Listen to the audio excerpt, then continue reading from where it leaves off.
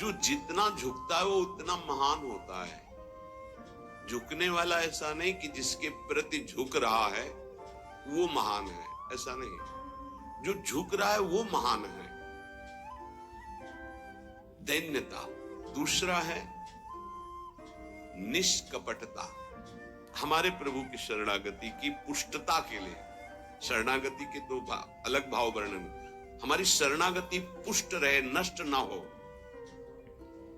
भगवत शरणागति पुष्ट तो भगवत प्रेम निश्चित प्रकाशित होता है। उपासक को देखना चाहिए कि दैन्यता है कि अभिमान है हृदय में। दैन्यता का स्वरूप है किसी भी तरह से हमें गाली दी जाए, अपमान किया जाए, निंदा किया जाए, तिरस्कार किया जाए तो मुझे ऐसा ही लगे कि मैं ऐसा ही हूं, किसी का पात्र हूं। उसे दैन्यता कहते हैं। वाणी से हम माइक से बोलेंगे कि हम अधम हैं, बड़े नीच हैं, बड़े ऐसे हैं, ये भी दैन्यता की भाषा है।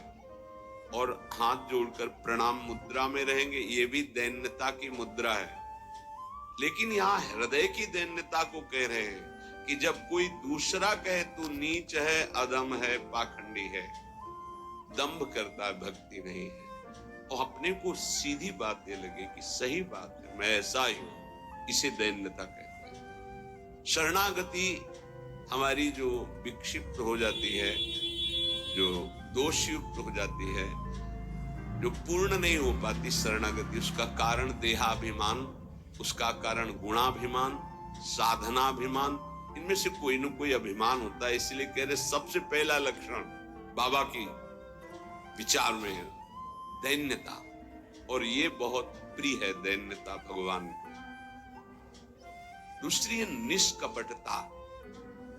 कपट नहीं रखना चाहिए।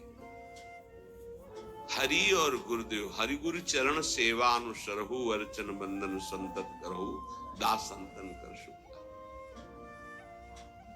हृदय में कम से कम एक जगह तो निष्कपटता आ ही जाए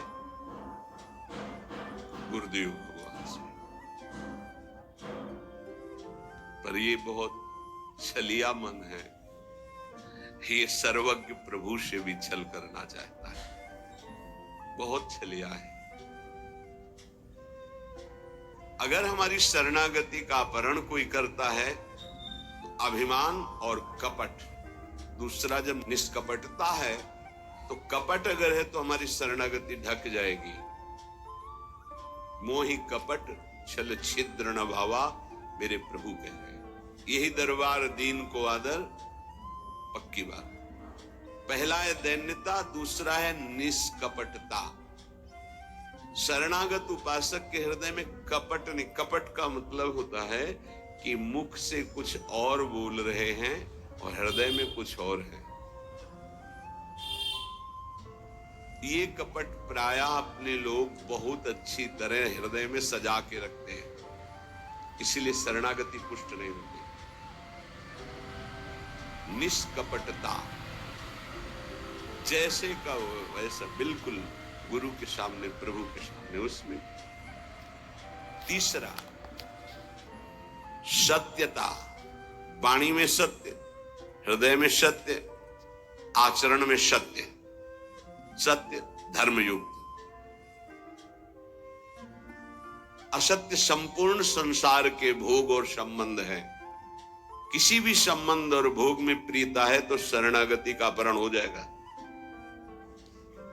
सत्य श्री भगवान, नाम, धाम, लीला, रूप, प्रेमी जन। इसके अलावा सब मिथ्या। जितना कुछ देख रहे हो परिणाम देखा जाता है, परिणाम में सब झूठा। चौथा सर्व समर्पण। सर्व शब्द लगा हुआ है, तन मन प्राण एक एक वृत्ति केवल अपने शरण की तरफ। यहां सर्व समर्पण नहीं होता। समर्पण होता है पर सर्व समर्पण नहीं होता। सर्व समर्पण कुछ हमारी पर्सनल वृत्तियां हैं, कुछ हमारी शर्तें हैं, कुछ हमारा है, तो सर्व समर्पण नहीं। सर्व समर्पण दशरथ जी महाराज के श्रीमुख के वचन, नाथ सकल